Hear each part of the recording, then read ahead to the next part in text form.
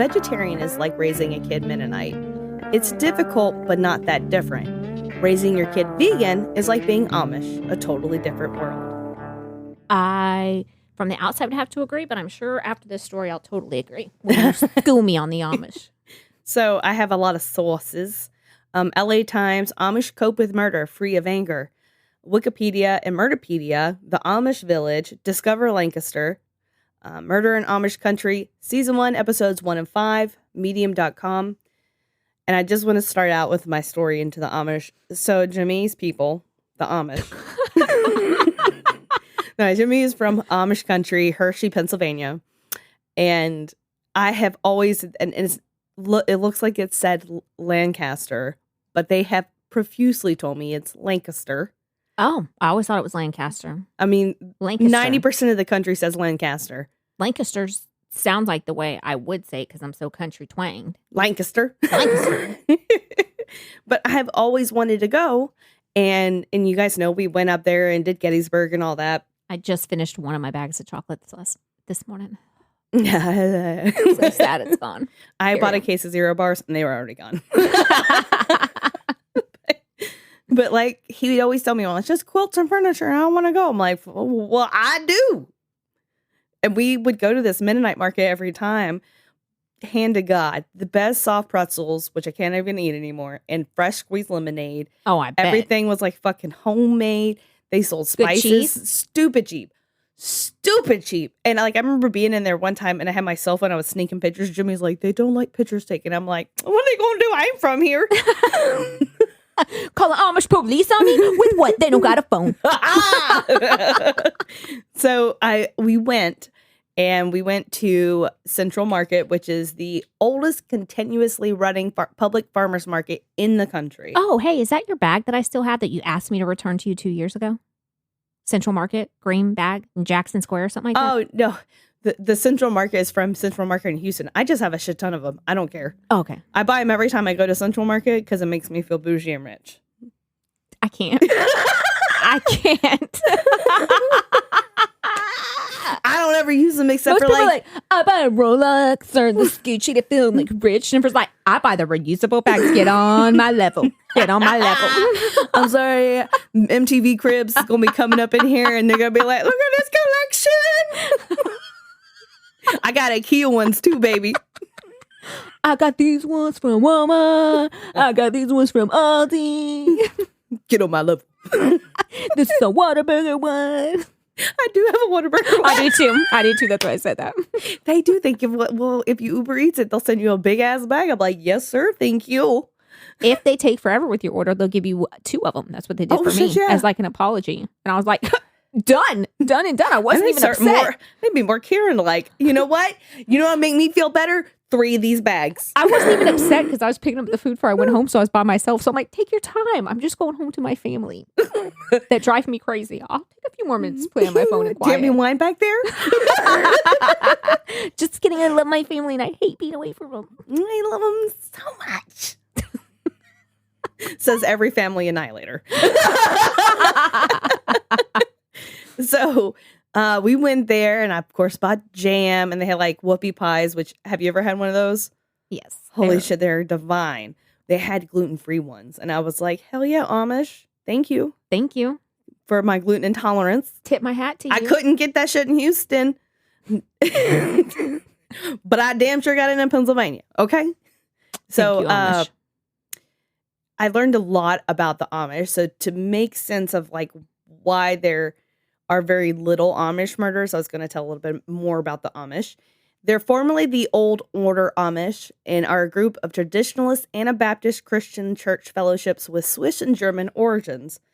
They're known for simple living, plain dress, Christian pacifism, and slowness to adopt conveniences of modern technology, with the view neither to interrupt family time nor replace face-to-face conversations whenever possible, and a view to maintain self-sufficiency.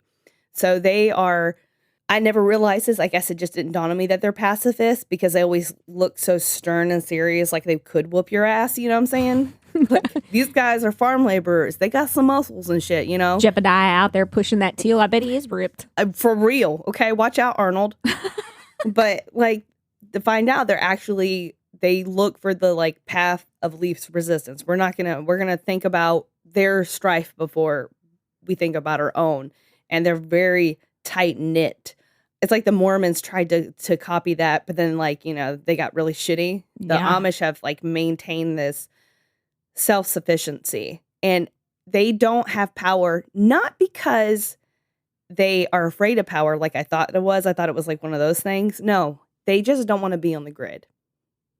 Which, I mean, I respect that. They're really living their best life. Oh, yeah. And we could learn a thing or two from them. Not we, as in you and I. Well, us too. But America. I ain't about that. America. So the Amish value rural life, manual labor, humility, and Gelassenheit, which means submission to God's will, all under the auspices of living what they interpret to be God's word. You had me until manual labor. It's going to be a no for me, dog. I wasn't built for that life. These hands are not made for that. Not even a little bit.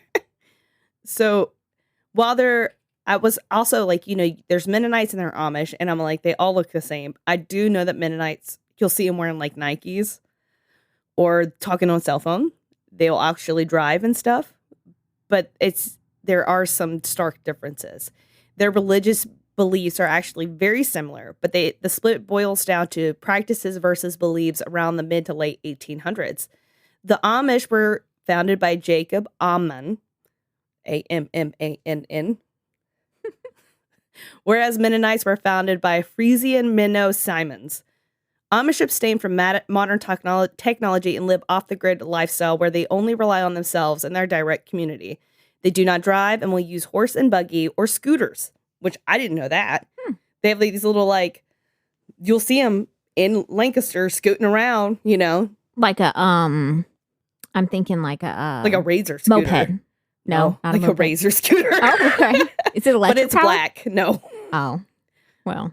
I have seen them. I think they do have some I'd rather the horse ones. pull me in the buggy I than don't know. with my one leg all over the place. Horrible. The Mennonites are more open. They use vehicles and phones and participate outside their direct community. So they actually will be super friendly with, the English, which is what we're called. The Amish wear solid colors and prefer things that are not ostentatious, as they live a simple life to be closer to God.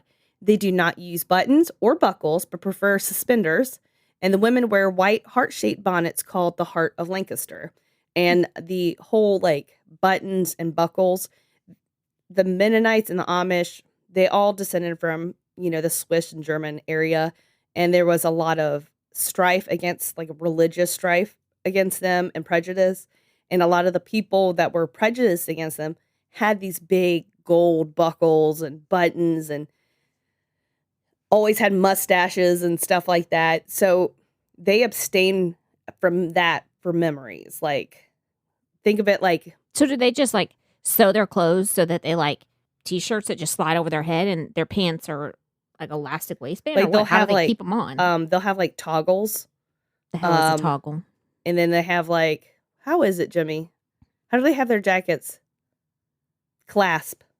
Oh, okay. Yeah. The Mennonites, they will actually wear patterns, like flowery patterns and stuff like that. It's all solid colors for the Amish. Sounds boring. The Amish follow a strict, non-resistant path. A person who doesn't follow the church rules will be excommunicated. The Mennonites will not shun people and focus a lot on missionary work. They're just pacifist. So they just sound like regular people who are really into church. Yeah, like they're just super religious, but they're happy-go-lucky, where the Amish... I mean, I would be cranky too if I didn't have power, okay? If I didn't have AC and I had to be tilling the field all day. The Amish men, they wear beards once they're married, and the longer the beard is, the longer they've been married. And they shave their mustaches, just as remembrance of the time of religious persecution. Of religious persecution they experienced in Europe. So think about it like Germany and the Nazis. You don't see anybody going out there goose stepping and shit. You don't see anybody with Hitler's mustache. No, style. that's very, I don't even want to be reminded. I don't even want to look at it. Yeah. I feel that. Mennonite men are actually forbidden to have facial hair. When they get married, if a Amish guy gets married when he's 21 and he lives to be 81, he don't cut or trim that motherfucking beard for 60 years? Nope. What about when that bitch starts dragging the ground? He just What was tossed it over on his Game shoulder. of Thrones? The Dothraki. The Dothraki with their hair. Oh, You know, like they yeah. only cut it if like they lose a battle. Well, the Amish are obviously not battling, so that beard is never getting cut. And they're not divorced then. No. JJ grew his beard out while I was pregnant, and that bitch got long. Oh, I bet couldn't it did. imagine if he was still growing it now. Well, like, they get down to a certain point and they're like regular hair, and it starts getting kind of wispy and Yeah. scraggly and stuff. Like, are you homeless? It looked like that wizard off. You're a wizard, Jebediah. So they never get to go to Disney World or Universal. That's sad. They Mennonites do not mind getting their photos taken, but the Amish consider it a violation of the second commandment, which prohibits the making of graven images. They believe that any physical representation of themselves, whether a photograph, a painting, film, promotes individualism and vanity, taking away from the values of the community and the humility by which they govern their lives. So they don't even got family, like, pencil sketches from Cole or whatever? Nope. So when we That's visited the sad. Amish village, they would have something like needlepoint with names, but that's it.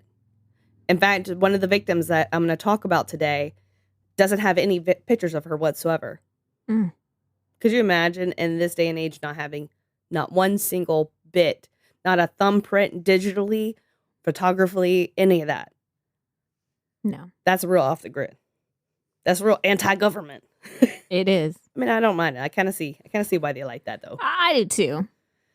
But the- As long the as I could government. stay inside and just churn butter, I didn't have to be outside. So of course we're the English. Way back when America was just forming, the Amish were more of Germanic descent, and they saw colonists as the English, so the name just kind of stuck with it. Mennonites don't mind mingling with the English, and the Amish were like business only. When I went to all the shit I made, I was such an idiot. I went to that market, and it was an Amish man. Okay, he's got all his jams out there, cute things, and I was like, "Do you take card?" And he goes, "Cash or check?" I was like, "Oh my man!" But I knew, like, until I went up there and acted like I was buying jam, he was not into talking.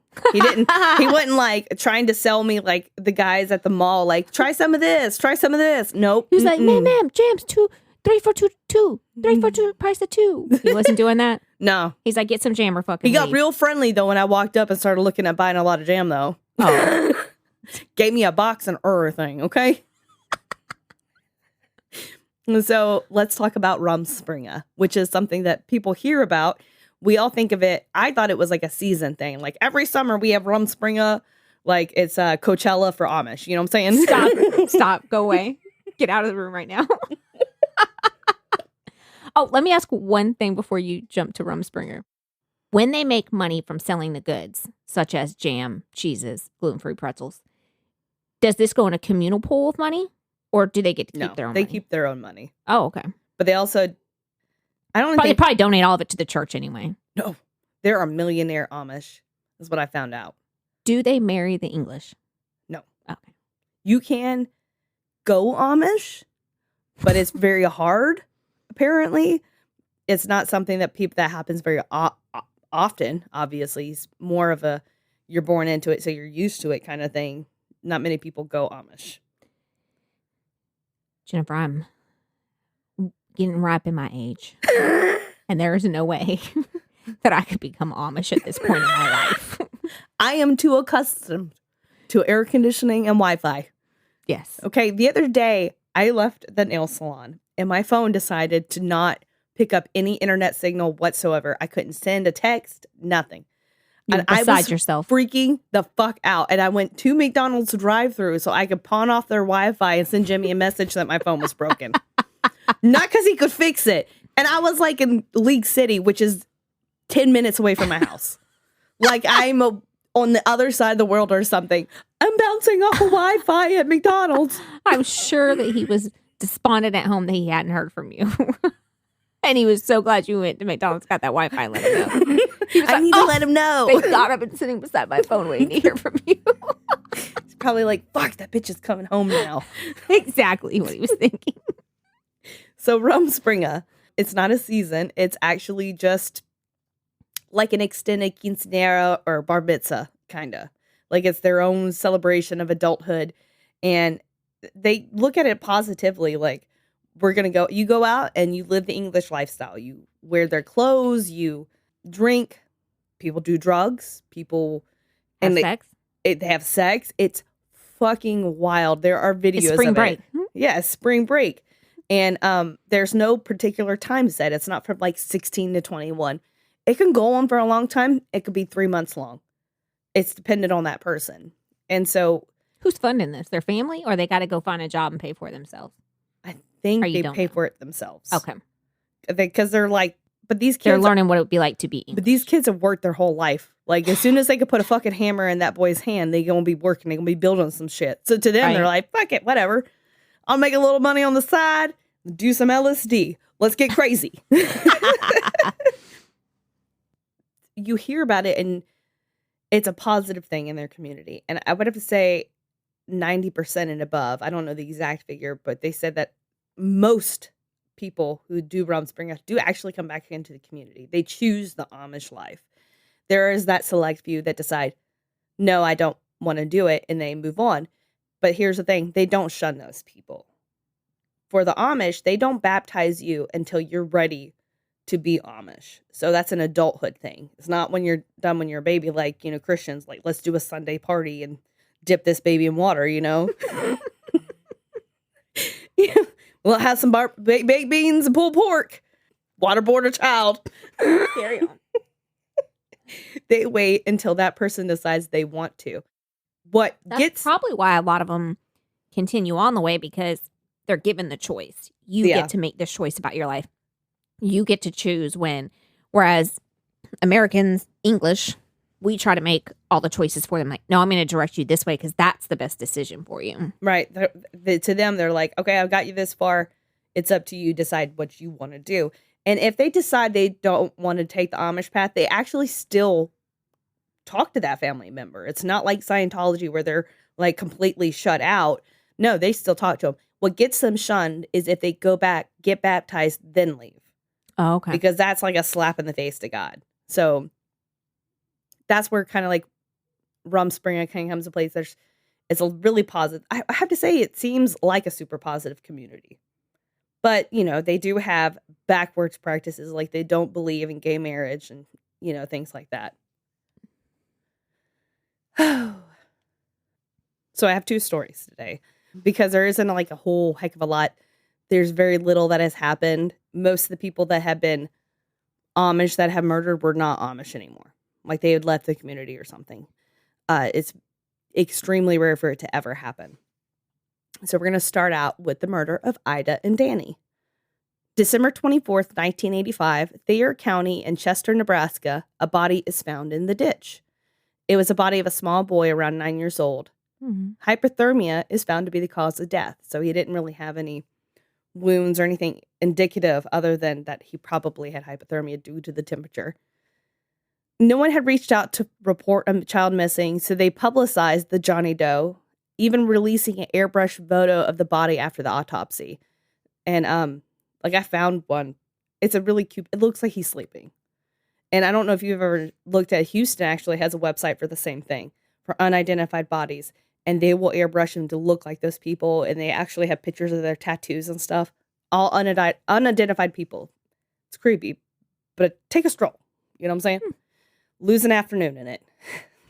I can't sleep. Because you're definitely going to sleep after that. Right. So the town, kind of rallies around. And after a year and nobody's claimed him, in 1986, the town decides to bury the boy. And they name him Matthew, meaning gift from God. The case is cold almost immediately. And later on, an article is released in Reader's Digest, which was the shit back in the day. It was. They release a article called Little Boy Blue for the blue pajamas he was wearing when he was found.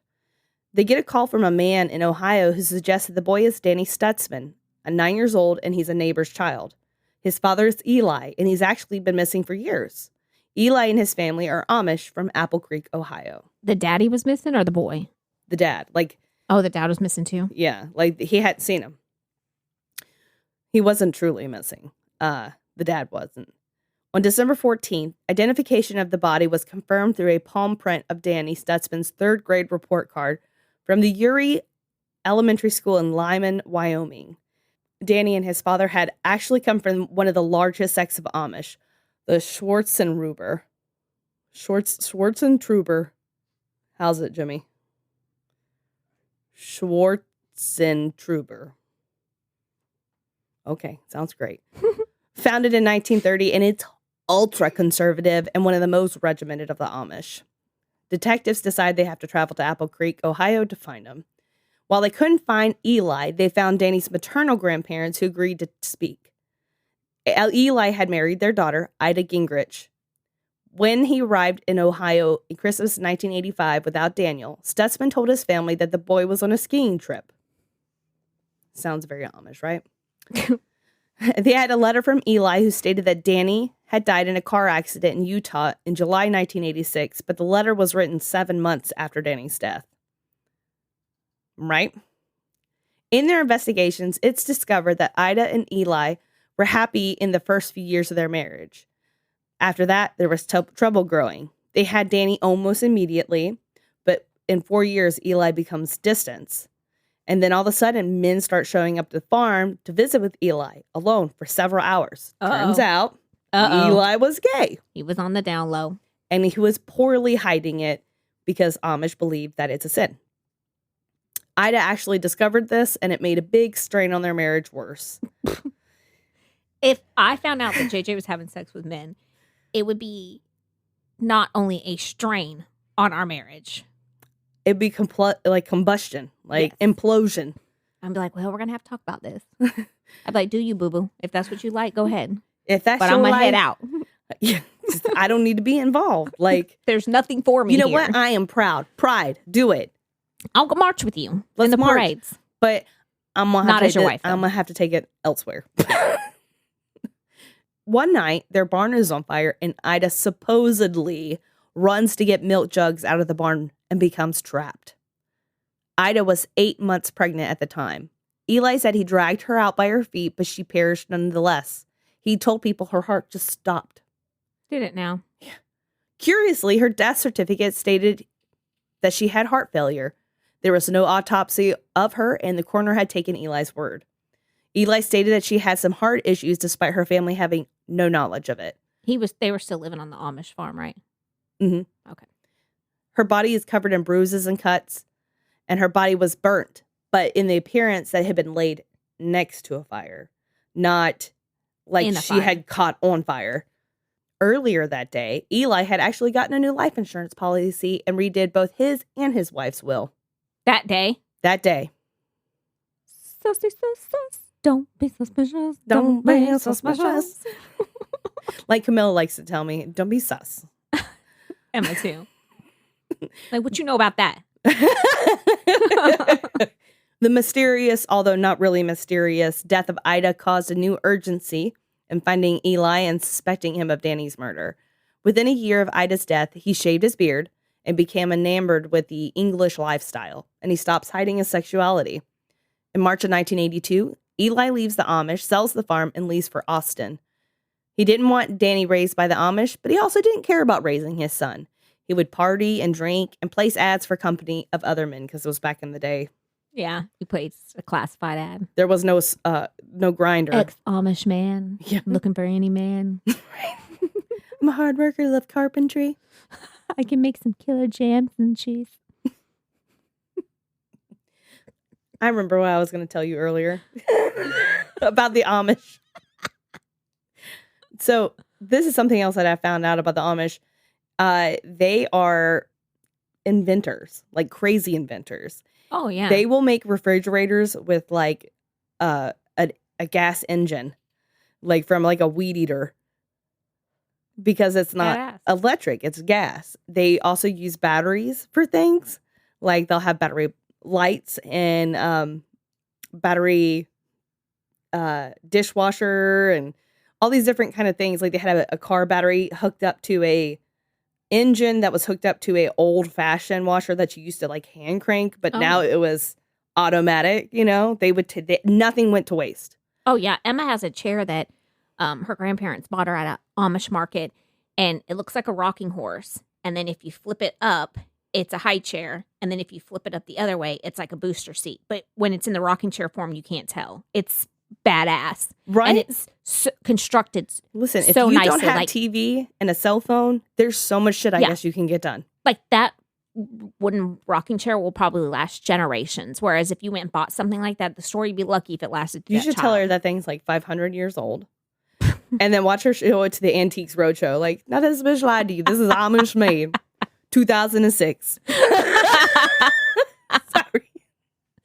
It was a whole side story. It was like, there was something I needed to tell her about the Amish.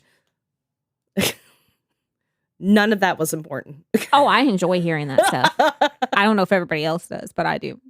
So knowledge is power. It is. It truly is.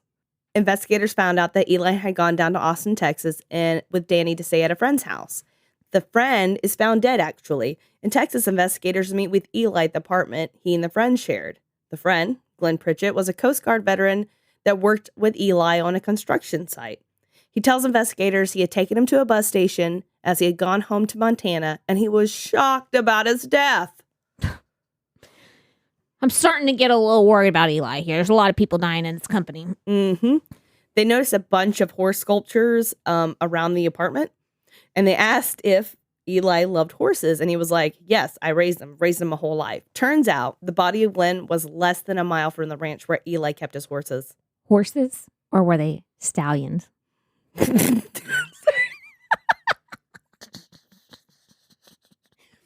I was watching a TikTok the other day. This is the first thing I fucking think. And he's like, I love math. Okay. So did you know that the average horse's dick is 24 inches and the average horse weighs 1,000 pounds? That means if you have a 200-pound man, for him to be hung like a horse, it would be 4.5 inches. On an unrelated note, I realize I need to lose weight. So now I'm thinking about horses and just 4.5-inch dicks. Hung like a horse. Oh, God. Eli actually ends up going into the wind again. And Texas investigators learn about the little boy Blue and start putting the pieces together that he may be a serial killer. Nebraska had found financial records indicating his presence in Texas and start coordinating the information with Texas. He starts sending letters to family from him and Danny to throw people off the trail. He had also been going by the fake name David Summers through a tip, which they were like, the way he came up with it was like David was somebody he knew, and then he lived off Summer Street. It was like, is this your stripper name game? Like, remember that? Like, David, the name of your first dog, the name of the street you lived on. Nash. Maybe he got it from David and Goliath. Oh, that's depressing. You know, because he was real into the Bible for a while there. And it sounded like it was the summer of 69 for him. It's the summer of 69. Ooh, that's a whole new way of putting it. After Glenn's death, Eli and Danny landed in Colorado, where he committed 2 more murders that would go unsolved for 21 years. Jesus. He was good at it, too. He was. See, the Amish, they're thinkers, y'all. They think. They got no TV, y'all. Ain't What got else no they gonna cell do? phone distraction. There ain't no Netflix. Nothing but time to think. If I could put time in a bottle, you would be Amish. On November 10th, 1985, a passenger on the Durango and Silverton Narrow Gauge Railroad spotted a decaying body in a truck bed in the 1400 block of Main Avenue. The victim, according to police, died from a severe head injury. 3 weeks later, another body turned up. This one in a room at Junction Creek Liquors. The store clerk was shot at close range in what appeared to be a robbery. Police collected evidence and took interviews, but after a few weeks, both cases went cold. For 21 years, Durango police tried to solve the murders of David M. Tyler, 36, and Dennis Slater, 24. Evidence suggests that Stutzman and Tyler actually knew each other.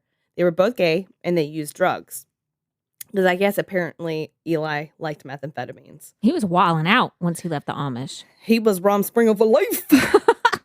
There is evidence to suggest that the 2 men attended the same party on November 8th, 1985, 2 days before Tyler's body was found in the trailer. They were able to arrest Eli 2 years after the discovery of Danny, but they were unable to gather enough evidence to prove he killed Danny and were able to charge him on failure to report death and abandonment of a body and sentenced to 18 months in a Nebraska prison. Both charges were misdemeanors. Stutzman had actually said Danny died quietly and unexpectedly while they were driving from Wyoming to Ohio. Scared and bewildered, Stutzman said he ditched the body along the roadside and covered it in snow. This is a quote. "I had difficulty facing the fact that he had died," Stutzman told a Nebraska courtroom. "I couldn't understand. I couldn't figure out why. I decided to leave him and let God take care of him." Where did the head injury come into play? This dude was found with the head injury, right? Or is this a different one? No, he was actually, so that happened with those two guys dying. They didn't know about it all through this. They end up figuring that out later. So I'm just doing chronologically, and I did a poor job of telling you that. M. Night Shyamalan twist. What? Now we're talking about Danny again and what he got charged with, which was those two misdemeanors. And that's what his reasoning was. I just left him and let God take care of him. Like, sir, no, you left that child to die. Okay. Investigators theorized that Danny was actually possibly a witness to the murders and left Danny in Nebraska to die because you can't have anyone knowing. And just easier to drop your kid out on the side of the road in Nebraska in the winter.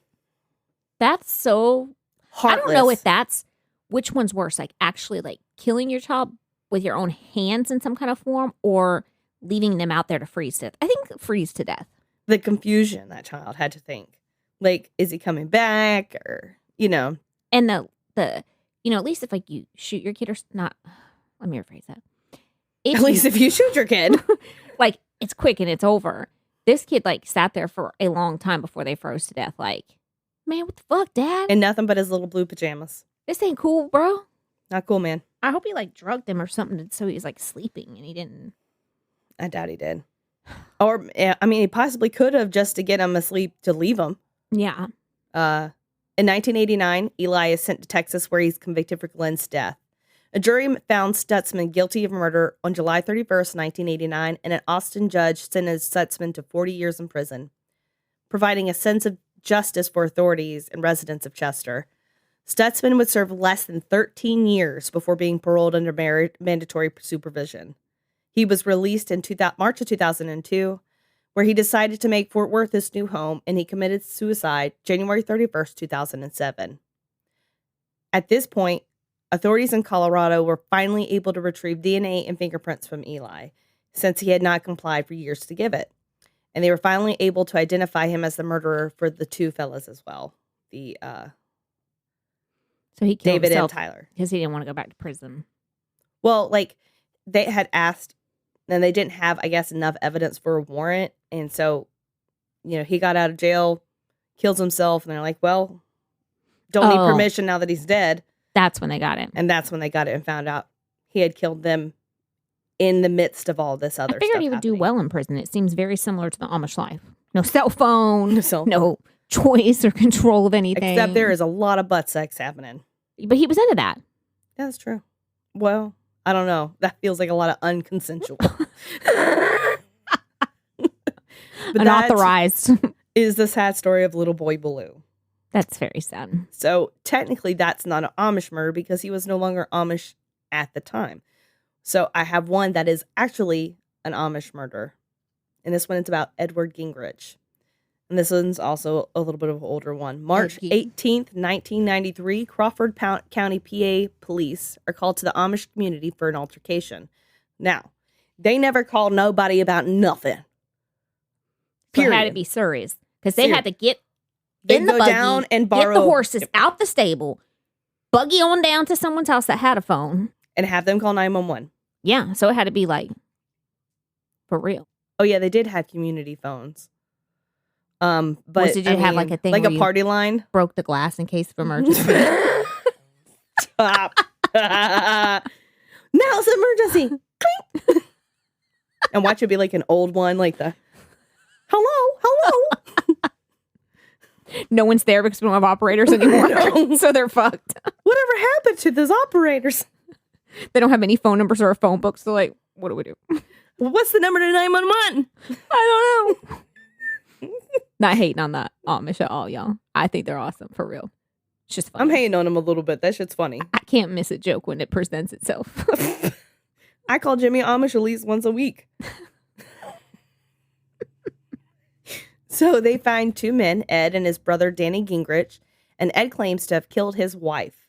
The police instructed Ed to take off his boots and his coat, and as he did so, a large piece of flesh falls to the ground. Oh.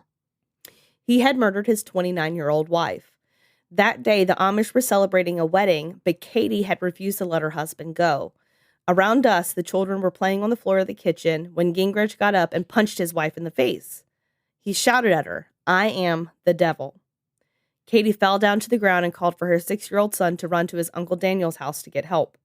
Thankfully, he listened and therefore did not have to witness his father unleash absolute rage on his mother. However, it is likely that the other 2 did see something. Ed put on heavy, high-top work boots and used those to stomp on Katie's skull. Then he would begin to carefully dissect her, pulling out all of her internal organs and piling them beside her. When Edward's brother arrived on the scene, he walked into a very bloody mess.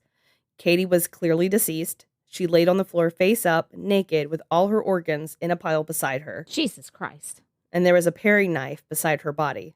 Edward just stood there beside Katie's body, covered in blood. Ed is interviewed by police in which he freely admits murdering her, but is unclear of why. Has a fear of water?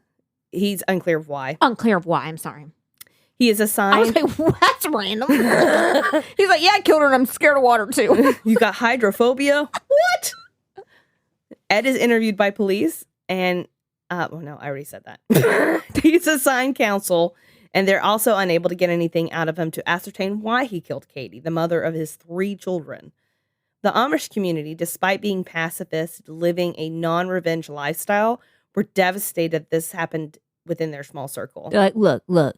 Normally we're peaceful, but if you could hang that motherfucker, that'd be great. Be fan-fucking-tastic. They wanted the maximum punishment possible for Edward. More than 3 spankings. Woo! More than 50 members of the Brown Hill Amish community signed a petition advocating keeping Gingrich in a mental hospital forever. They didn't ever want him to come back. Good. Understandably. But let's back up and let's talk about what led to this. Because I did say that she didn't allow him to go to a wedding. Not that that's... She was like, do you know how much corn we have to shuck and how much butter we have to churn? And you think you gonna It ain't gonna turn, is it? You think you gonna go to a party? This ain't Rumspringer. That time is come and gone. You baptized, motherfucker. So the police had tried to question people who normally are harder to crack than the mob. Technically, like, they will not fucking talk. Like, I ain't diamond. Listen, snitches get stitches, and the Amish ain't no snitches. To get more information, they actually would have to go and get permission from the bishop, which is like the judge and the sheriff of that community, to get more information about Ed. Despite usually abstaining from speaking on community issues as they were seen as private and not releasable to English or other outsiders, he was actually very forthcoming about Ed. He was a bit of an oddball, drawn to things that were not Amish, such as working on modern equipment. Ed's father actually owned a sawmill, and he stayed there so much he neglected his farming duties, creating more conflict. And in that community, see, he wasn't shucking the corn. He wasn't shucking that corn. He's like, you pull your weight in that community. Like, oh yeah, if you want to fucking eat, you better be out there fucking tilling that fucking soil. It ain't gonna till itself. That's for damn sure. So Shetler, Schettler, I don't know. Shetler. Sounds good. I hate fucking up people's names, especially if it's a victim. Like, I'll fuck up a killer's name all day long, but I'm like, I don't want to do nothing. You're already dead. You know what I'm saying? Yeah. I'm not going to add some insult to the injury. Yeah. She is actually the bishop's niece. Oh, yeah. So he was like, oh, you want to know? I got the tea. He fucked around. He's going to find out. Right? She was actually a model Amish woman from a family of 16 children herself. Damn. And she wanted a large family. He marries Katie in December 1986 in a traditional Amish ceremony. With the birth of their first child, things start falling apart, and he neglects his domestic duties staying at the sawmill. So, of course, she's like, you know. That's so funny. I couldn't imagine being like mad at JJ because he stayed at the sawmill all night. Unless the sawmill was a bar. No, it was straight up a sawmill. You're always at the sawmill, cutting down trees and logs and shit. I got babies to feed. I got butter to share. This quilt ain't gonna make itself. It's a whole different life I don't understand. I don't get it. I would be, you don't miss what you don't know, but shit. Right? I'd like just make some tables and chairs and shit and come home. As long as you're doing something useful. In December 1989, the sawmill mysteriously burned down. I hope Katie did it. I hope you did it, girl. Just showed him the one. This devastated Ed because that was his only solace and happy place in his life. He fell into a deep depression and he sought help and permission from the bishop to community to rebuild the sawmill. Here's something that is also amazing about the Amish. The motherfuckers can build a barn overnight. Oh, yeah. And I have seen videos of them picking up a barn and fucking moving it. Just a shit ton of Amish guys wearing suspenders and hats. Just. It sounds kind of hot. I don't know. With long ass There's a beard. lot of inbreeding. Really? Yeah, they stay in the community. You become cousins and cousins and cousins and cousins. You know what I'm saying? They're just keeping the bloodline pure. If Roman time, okay, Voldemort. If royal kings and queens haven't taught us anything, it's how to keep the bloodline pure. Exactly. So, within 5 months, and this is what cracked me because I even told Jimmy, and I'm like, why did it take them 5 months? I've been told several times these motherfuckers can build a barn overnight. Why can't they do a sawmill in at least 3 days? It took them 5 months. So he spends even more time there, as well as mixing with English in the non-Amish community, which is super frowned on. And the investigators end up talking to Ed's English friends. One of them is David Lindsay, which I hope this motherfucker feels horrible about himself. And I'll tell you why. I've got all the reasons. I got all the tea. So he spoke to his friendship with Ed, first being business and second being friends, which later being forbidden. David was a born-again Christian, and Ed and him started speaking on their faith, to which he asked David, will I go to heaven? And the Amish are like, you can do everything right and still not go to heaven. That's how it is. Like, that shit is hard as shit to get into, okay? God is picky. Is the most exclusive nightclub. Okay. More exclusive than the sawmill. And so you get this guy who's already like morose and questioning everything in his life, going, with your religion, will I be able to go to heaven? Well, with born again Christianity, you could just say, you know what, Jesus, I'm so sorry about that. I know. Christians are like, you can kill 25 people as long as you say, my bad. You're exactly. good. So, and he's that type that is like the born again Christian who is like, you just put it in God's hands. And then you have a super church and you give all your money to Joel Osteen. Ugh. That type. That sickening type. Yes. And I have nothing against Christianity. It's just those types of people who are like, it's almost cultish. I'm like, let me get that right. I can live my life really, really good. But me and Ed Kemper are going to be sitting at the same table up there. The co-ed killer who would fuck his mother's head that after it was detached from her body. Yeah. You're telling me we're going to be neighbors up there. Hanging out of the same buffet line? Mm-mm. I ain't buying it. No. Not my heaven. Not my heaven. Although maybe heaven is interviewing all these serial killers for a heavenly podcast. Anyway, I digress. We ain't going to heaven. You know we ain't going to heaven, girl. We's going to hell, and Satan's going to be like, fuck. The devil don't even want us. The devil don't even want us. He probably scared the shit of us. Them bitches, they don't fuck around. You fuck around, you find out. So have you heard the mouth on them? And Jennifer sends emails too. I do. I love sending emails. I loved meeting men in the emails. He, caused these huge existential questions with that because he brought his Bible out and everything. Uh-huh. And for the television show, this motherfucker was interviewed. And he was like, and I told him, And what I said was, and then he said, like, he's sitting there, he's like trying to recruit me through the TV. I don't want your Kool-Aid, okay? Damn. Hard pass. Hard pass. Horde. And so he brings this revelation to Katie, like, hold up. We don't have to do all this. We could be born again Christians, still go to heaven. And Katie's like, basically, we can do whatever the fuck we want, say I'm sorry, and we still get a ticket. We baptize, but we always in Rumspringer. You know what I'm saying? That's a win-win. You have your cake and you eat it too. Let's do this. And she's like, the fuck? I don't think so. No, sir. So she just gets really stressed out about this and reaches out to her community and they decide he needs medical help. Except they only use alternative healing. Because they are Amish. woke. They're woke. So they took him to a half-ass chiropractor. That's what you do when you have COVID too, right? Yeah, exactly. Okay. Stretching? Yeah, stretching. Hot stones? Oh, it gets better. So essential oils? As you know, as a nurse, a X-ray tech, and a CT tech, and you know that chiropractors do not perform anything with psychiatric care. Yeah, they do. All of them. All of them. Where you're not woke. Let me wake you up. Let me wake me up. I'm asleep. As long as they have some peppermint oil, they're good. Oh, yeah. Well, in this case, what he does is a toe alignment. Duh. And then he prescribes him blackstrap molasses to purify his blood. Duh. I have some in my bag downstairs if you need it. And I will align your toes later. First thing you learned in nurse school, wasn't it?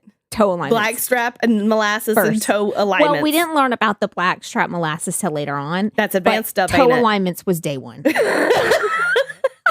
So we started from the bottom and we went to the top. Now we're here.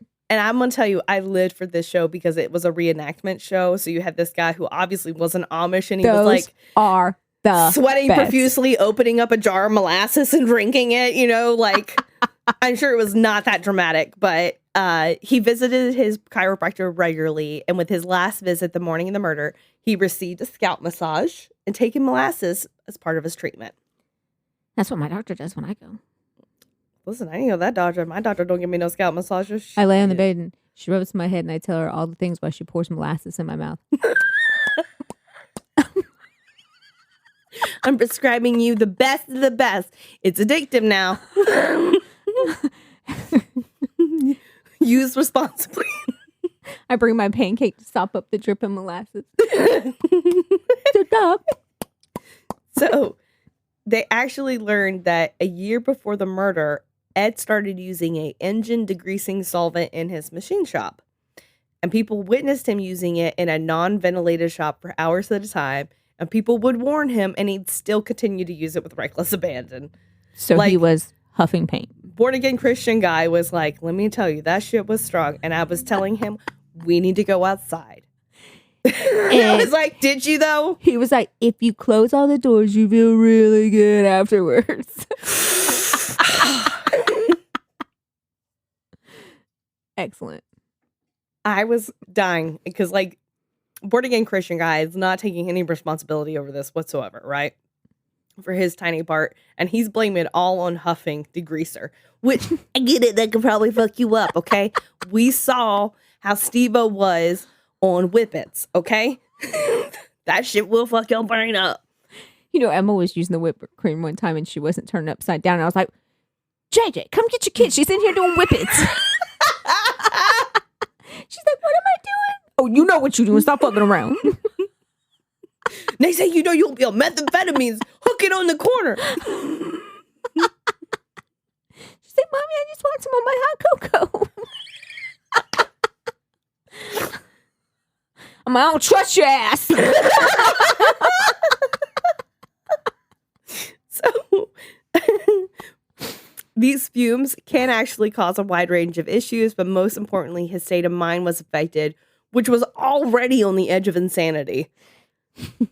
Oh. Because I'm on the edge of insanity. It's the motherfucking Grammys up in here today. No, I'm in all the hits. Investigators start questioning Ed's brother Danny about his state of mind. He states that he worked more, and the more he worked, the more paranoid he became. What? You have to greaser and you gonna get paranoid? Crazy. He said that his brain was going to explode and he'd go into fits of panic and animal-like howling to the point where he had to be held down. Hashtag paranoia.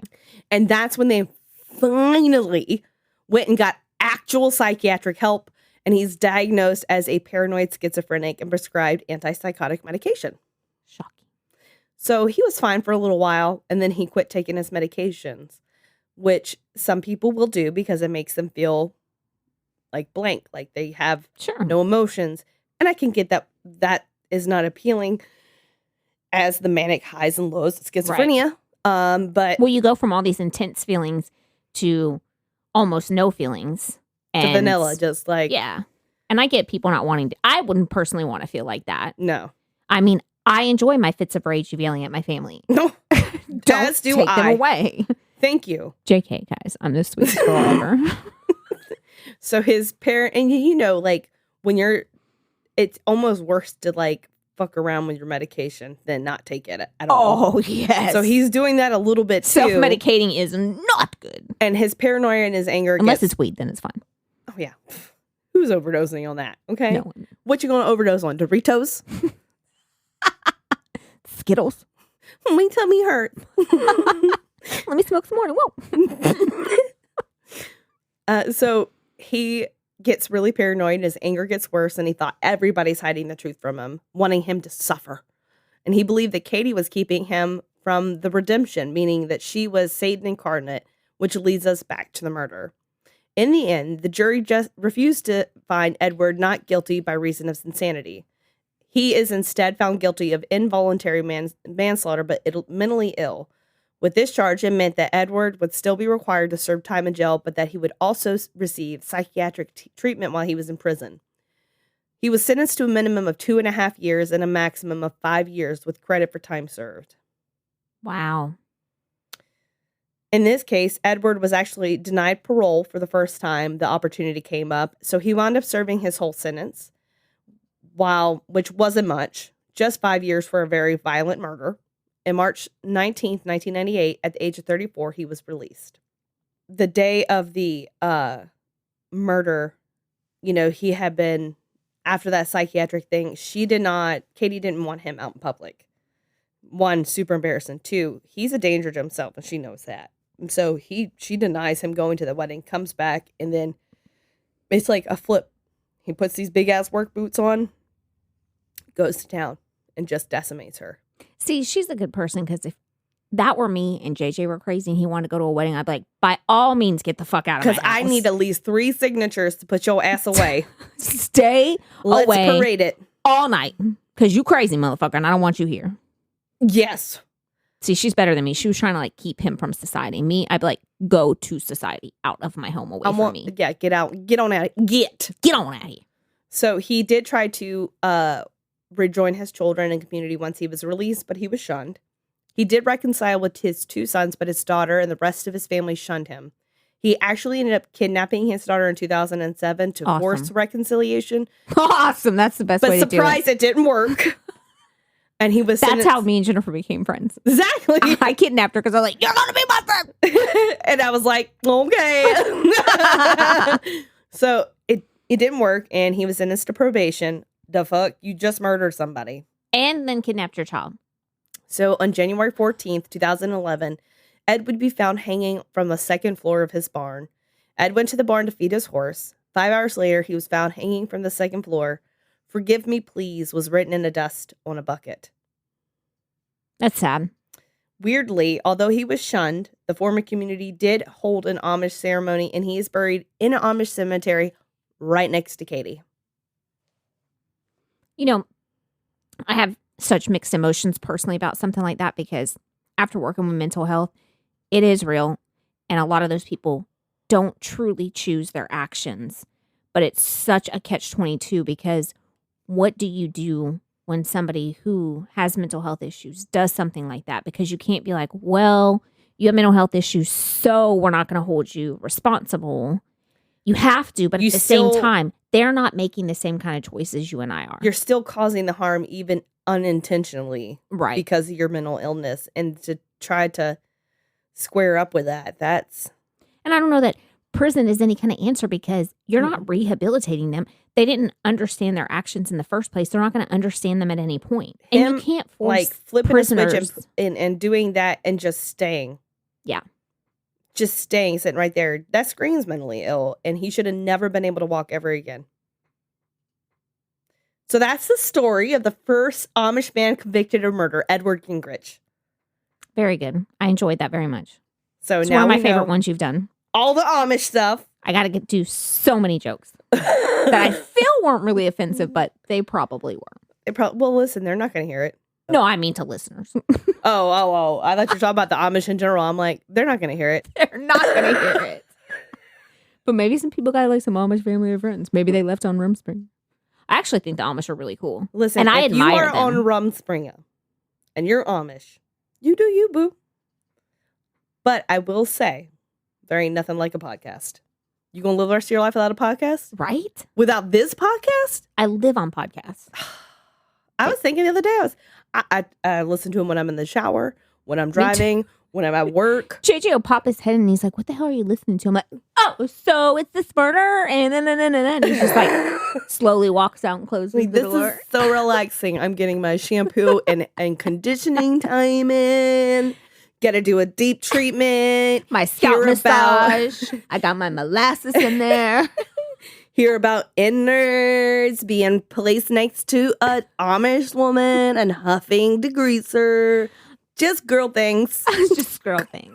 I will say I've got JJ into podcasts. Besides listening to ours, he loves the guys on Last Podcast on the Left. God, I love them so much. He likes listening to Brian and his group Don't Go Out There because JJ's a big movie buff, so he likes listening to them too. Oh, I do. I listen to them too. Yeah. You know what's weird though? I have a hard time listening to them in the shower because it's like, we know Brian. Yes. I'm like, So- you're in, like, I've never met him in real life, but there's real life connections. Whereas like Marcus, Ben, and Henry, I have met, but they're celebrities. Like, they're not regular people in my mind. Right. So like, Gosh, Brian's been in my life since, Jesus, I think elementary school. so like 5 years ago, right? Because you're really young. Yeah. Because I just graduated last year. Duh.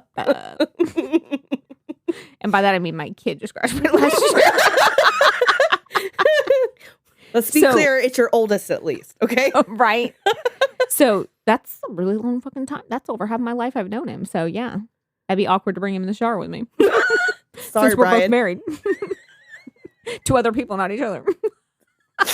I was totally listening to you the other day, Brian. As I was setting up in the shower.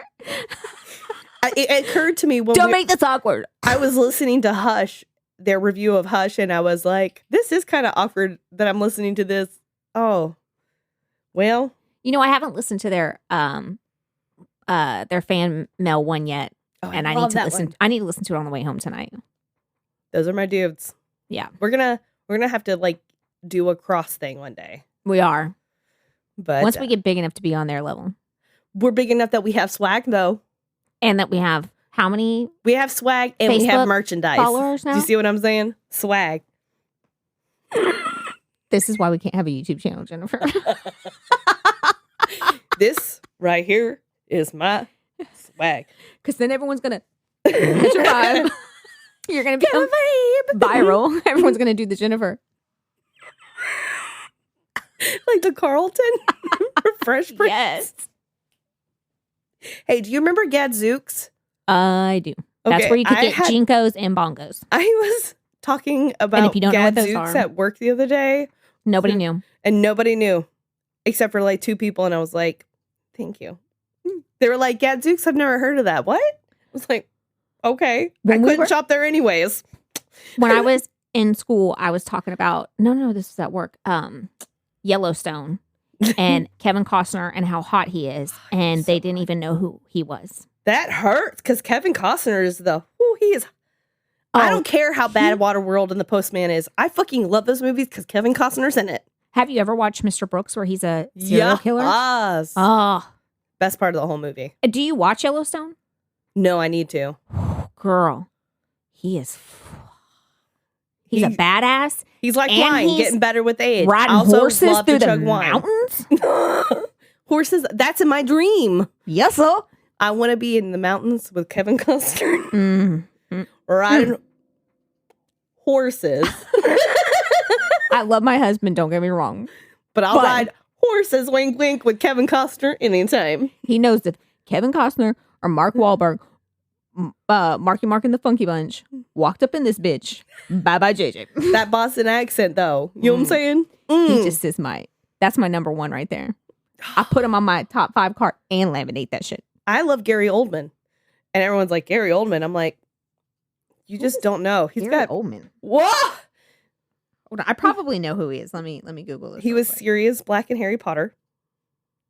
Okay, first of all, you know I don't watch Harry Potter. I just like Harry Potter World. I typed in Gary Potter. I'm a Jurassic Park girl. I typed in Gary Potter. You're a wizard, Gary.